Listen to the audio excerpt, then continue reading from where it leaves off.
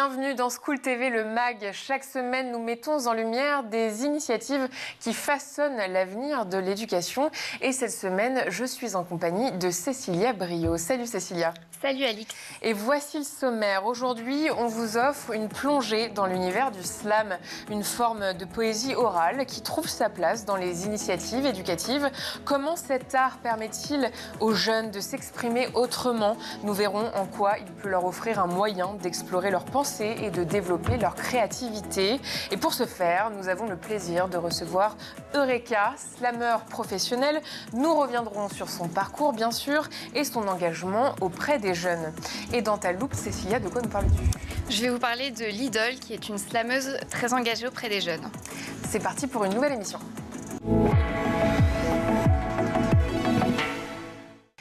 Et avant d'accueillir notre invité, je vous propose qu'on commence en musique.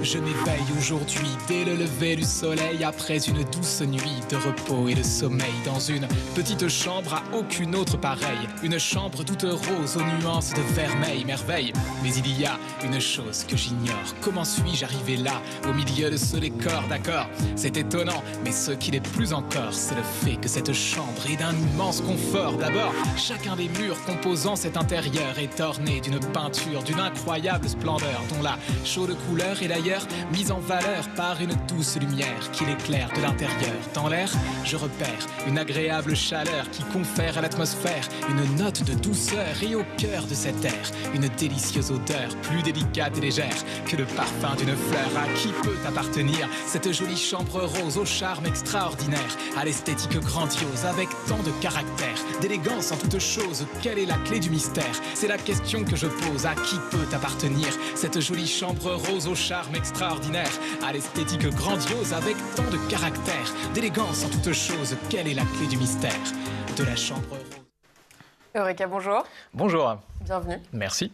Qu'est-ce que ce slam qu'on vient donc d'entendre et de regarder raconte? Alors, c'est un des tout premiers slams que j'ai écrit. Alors, est-ce que je vais vous dire de quoi ça parle? Je ne suis pas sûr, parce qu'en fait, moi, j'ai un petit concept dans chacun de mes slams. Est-ce que vous vous souvenez d'un film qui s'appelait Sixième Sens? Oui. Vous voyez ce que c'est que ce film avec cette fin très surprenante, en fait, cette espèce de twist à la fin qui fait que d'un seul coup, on arrive à la révélation finale et puis on a une espèce de prise de conscience que tout ce qu'on a eu avant, en fait, avait un double sens. Et en fait, moi, mon concept, c'est que dans chacun de mes slams, je raconte une histoire et à la fin, je mets un twist, donc un gros retournement de situation qui donne un nouveau sens à tout ce qui a été raconté jusque-là. Donc je ne sais pas si je vais dire de quoi ça parle exactement. On peut peut-être inviter vos téléspectateurs à aller sur YouTube et à regarder le clip en entier. Mais en tout cas, voilà, c'est surtout un texte qui me touche parce que il était au programme du bac de français en 2024 dans certaines académies. Et donc ça a été une belle reconnaissance qui m'a été faite avec ça. Mais néanmoins, il y a un message? Ou même pas, l'interprétation est 100% libre? Alors non, il y a toujours un message. Moi, dans mes slams, j'essaye de faire en sorte que rien ne soit gratuit et qu'il y ait toujours une espèce de petite catharsis à la fin. Bon, tant pis, je vais spoiler la fin, comme ça vous aurez une idée de quoi ça parle. En fait, c'est un personnage qui se réveille dans une chambre rose très confortable, très agréable. Et en fait, à la fin, on comprend que depuis le début, c'était un bébé dans le ventre de sa maman. Et donc, en fait, ce morceau-là, en l'occurrence, c'est une espèce d'ode à l'amour maternel, à la tendresse maternelle. Et chacun de mes slams, justement, j'essaye toujours de mettre un message, que ce soit jamais complètement gratuit. Et vous vous souvenez du moment où vous l'avez écrit? Oui, je me souviens du moment où j'ai écrit. En fait, c'était étrange parce que je ne sais pas si c'est scientifiquement possible, mais j'avais depuis mon enfance le sentiment d'avoir des souvenirs de ce moment où j'étais dans le ventre de ma mère. Alors, j'ai aucune idée de si c'est possible ou pas, ou si c'est un rêve que j'ai fait un jour, voilà. Mais j'avais depuis longtemps en fait envie de l'écrire, celui-là, et c'est pour ça que c'est un des premiers qui est sorti. Et ce texte, vous l'avez dit, il figurait au programme du bac de français 2024. Vous vous y attendiez? C'était une surprise? Pas du tout, non, j'ai appris ça. En fait, j'ai appris que maintenant, au bac de français, donc il y a une partie, il y a un tronc commun qui est décidé au niveau national, et puis après, il y a des parties qui sont décidées au niveau de chaque académie. Et donc, en fait, c'est une amie qui est prof de français. J'étais intervenu justement dans son lycée pour faire un concert, et un jour, elle m'envoie un message en me disant « mais bravo ». Je dis « mais bravo, pourquoi ?» Et elle me dit « non, c'est parce qu'effectivement, ton slam, il est au programme cette année, il y a certains élèves qui vont travailler dessus ». Donc voilà. Et qu'est-ce que ça vous a fait d'apprendre ça? C'était une immense reconnaissance, surtout de la part des enseignants en fait. Moi j'ai toujours adoré le français et en fait j'ai une pensée pour ma prof de français, dont en plus j'avais appris le décès il n'y a pas très longtemps avant, mais dont ma prof de français de première, je parle.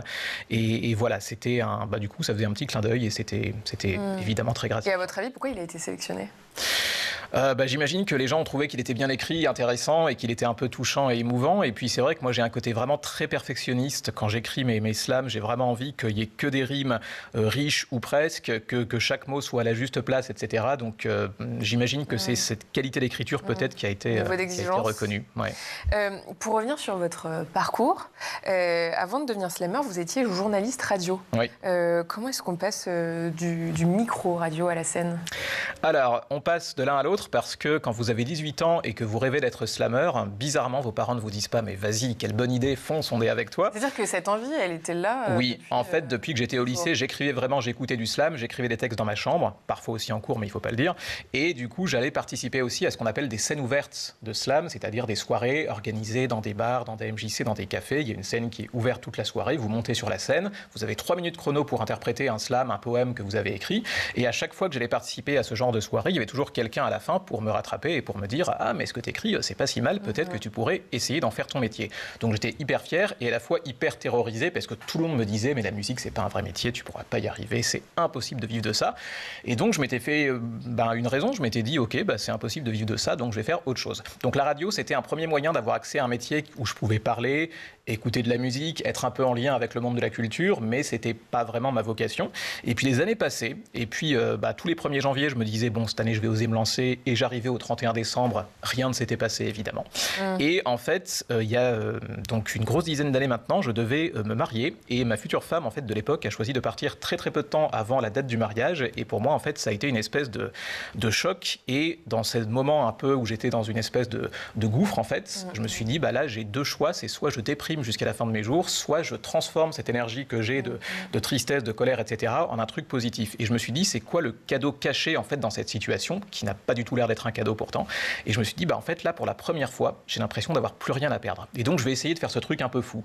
Et en fait, je me suis acheté une formation sur Internet sur comment on peut monter un label musical pour autoproduire ses disques et ses concerts.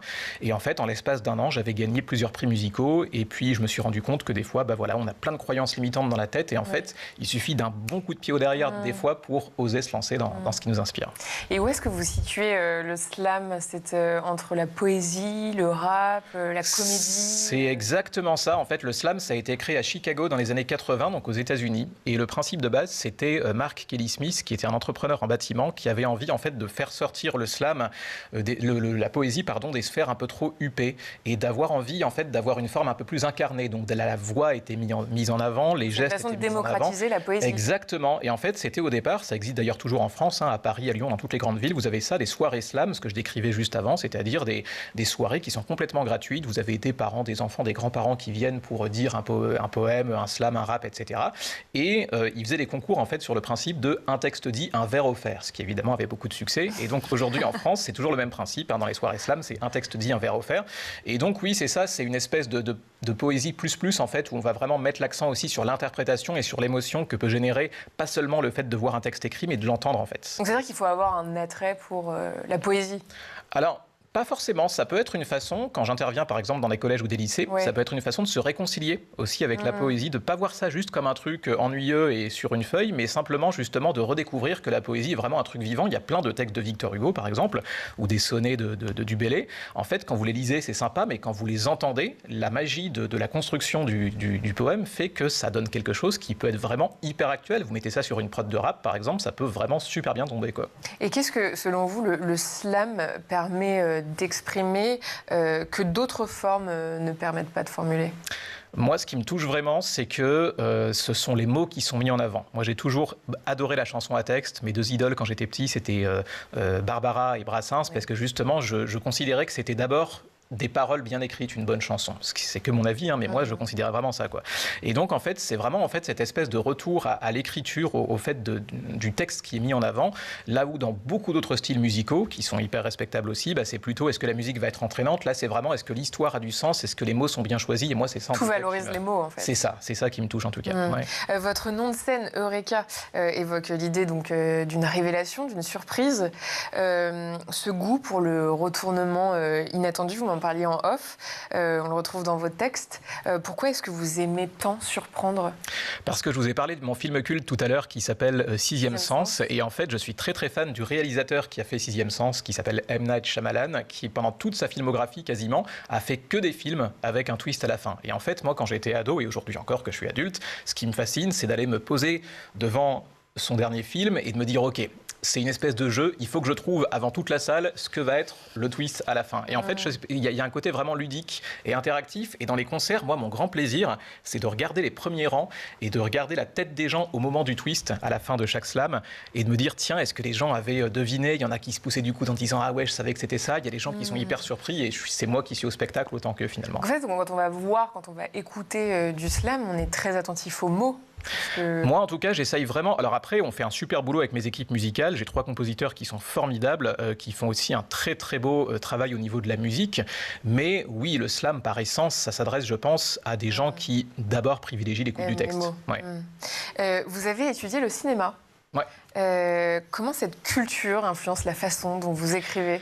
Alors justement, un de mes premiers rêves aussi d'enfant, en termes artistiques, ça aurait été d'être scénariste de cinéma, justement pour l'idée de surprendre les gens avec un retournement de situation à la fin. Je pense que en vous parlant, je réalise que j'ai vraiment toujours eu en fait cette passion pour ça. J'avais gagné aussi un concours au Festival de la BD d'Angoulême en 2000, il y a longtemps, en 2008 peut-être, pour un scénario comme ça avec un twist à la fin. Et en fait, je suis fasciné, je sais pas, mais par ce moment où d'un coup vous comprenez tout en une seconde, vous avez les poils qui se dressent, vous avez une espèce d'espèce de jouissance intellectuelle comme ça et de vous dire ah là là, en fait tout ça c'était l'histoire de ça. Je sais pas, ça me fascine en tout cas. Donc un slam, c'est un peu écrit comme une forme de court-métrage. Moi je les écris vraiment comme des films avec un premier acte, un deuxième acte, un troisième acte, un refrain qui vient lier tout ça et ouais tout à fait.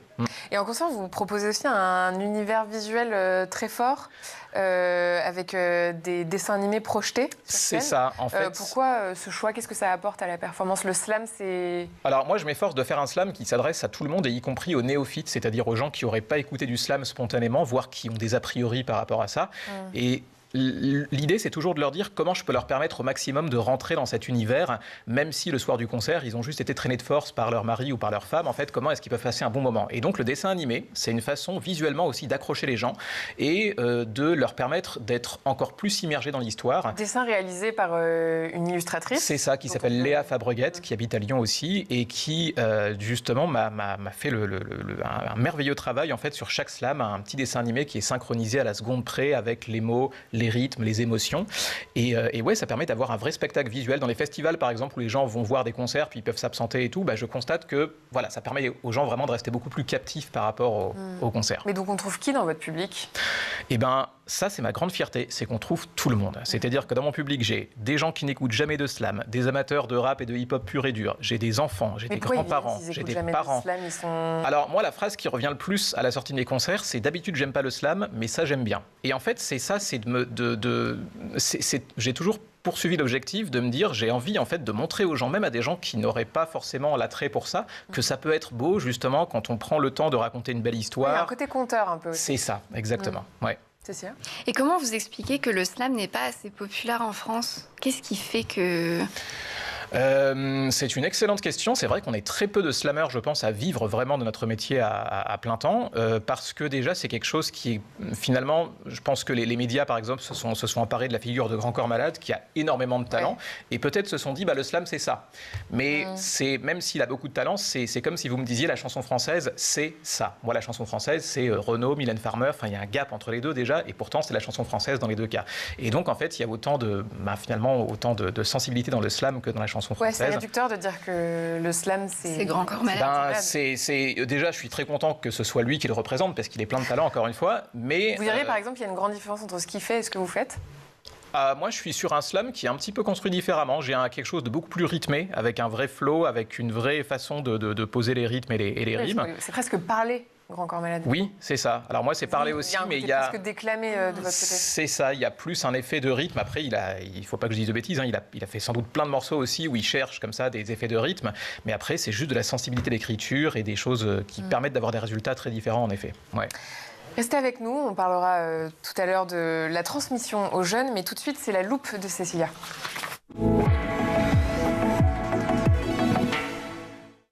Et Cécilia, dans ta loupe, tu nous parles de l'idole, une artiste slameuse camerounaise très connue sur le continent africain.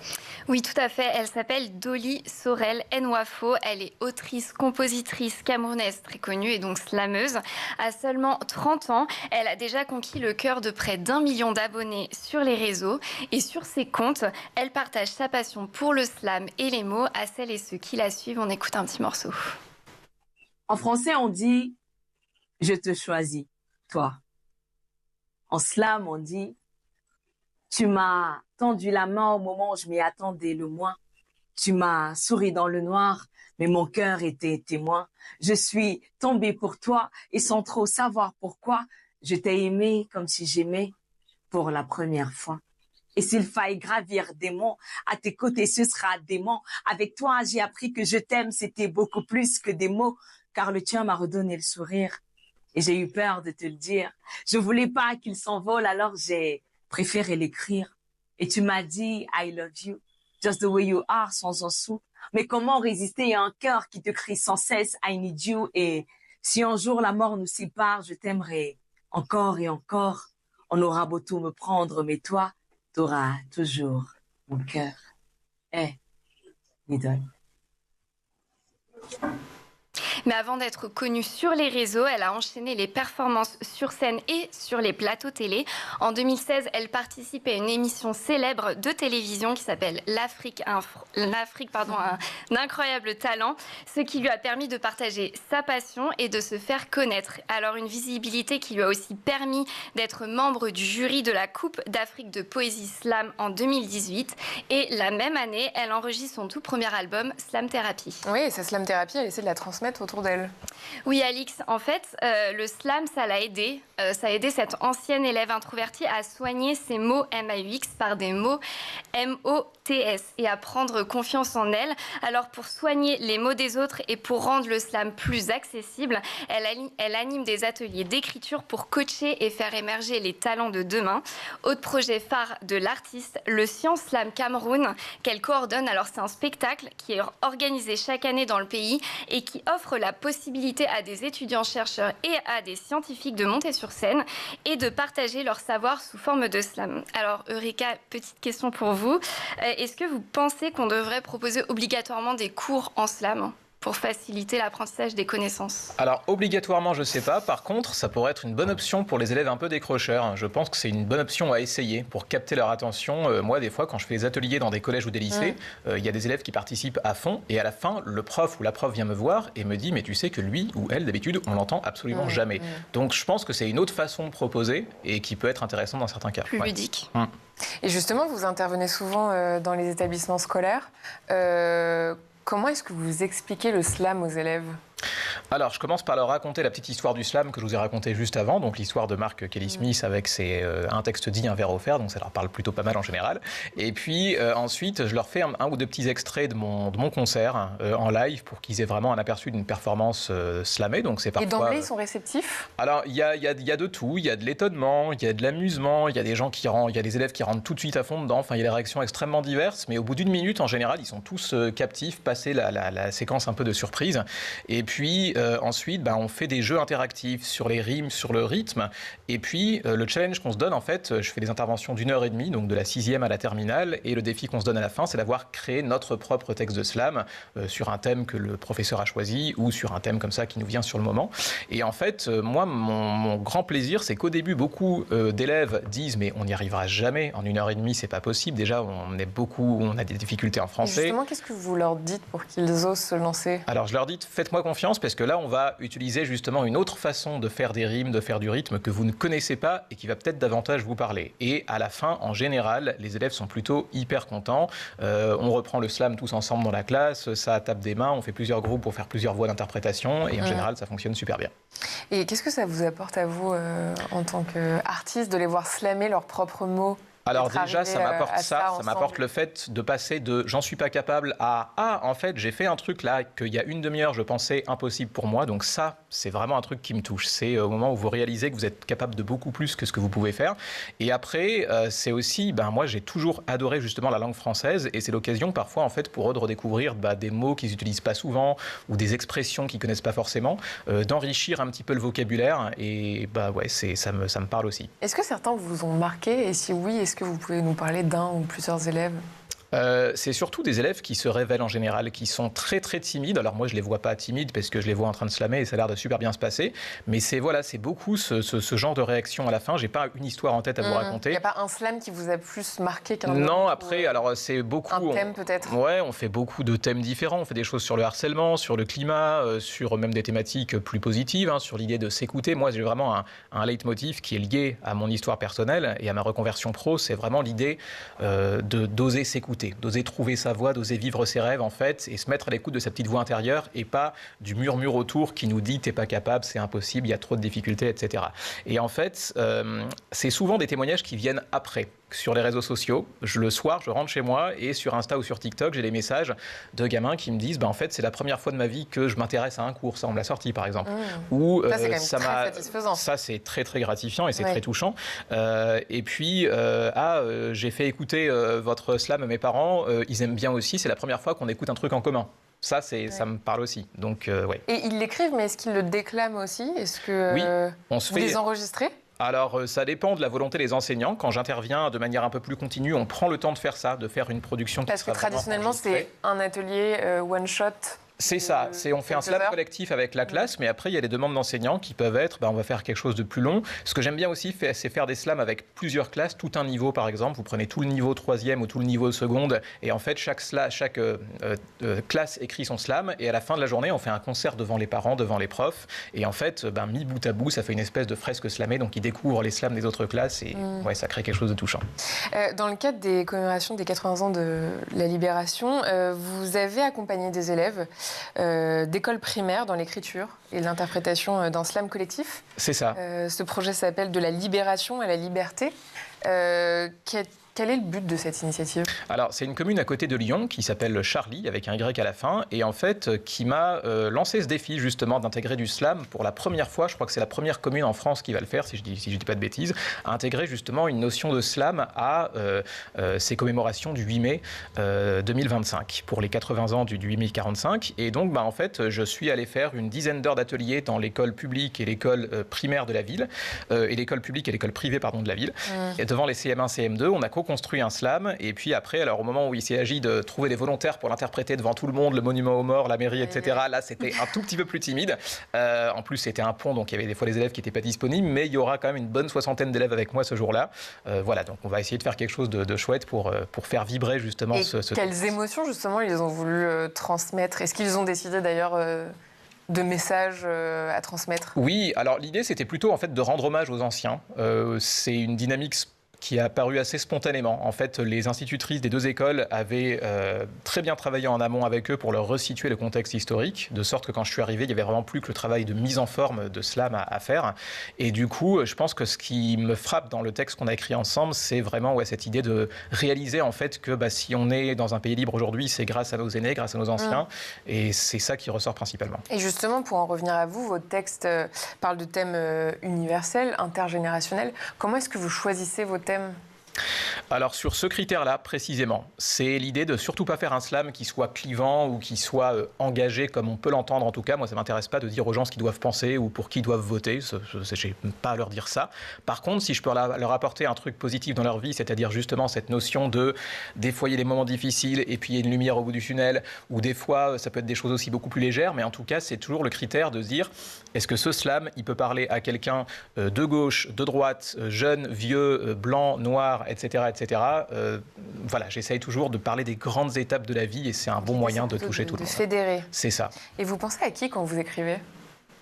Je me projette dans la tête la situation. J'essaye de la vivre comme un film, ce qu'on disait tout à l'heure. Et puis j'essaye de voir quels seraient les mots qui précisément pourraient décrire le court-métrage que je suis en train d'écrire. Et sur la...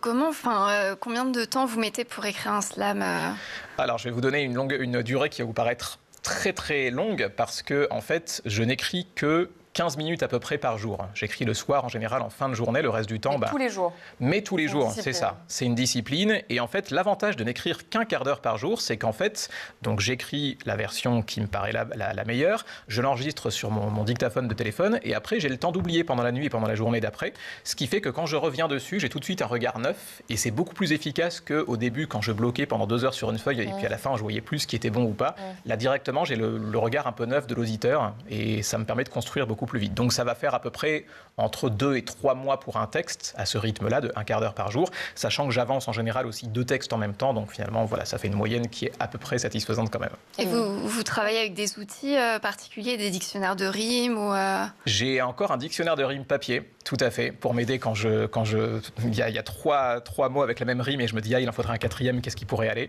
mais non, sinon en dehors de ça, je vais beaucoup me promener. J'ai la chance d'habiter pas loin d'un grand jardin public à Lyon et donc en fait, souvent le soir, je me promène, on voit une ombre comme ça avec son dictaphone tout seul dans le jardin public, c'est moi.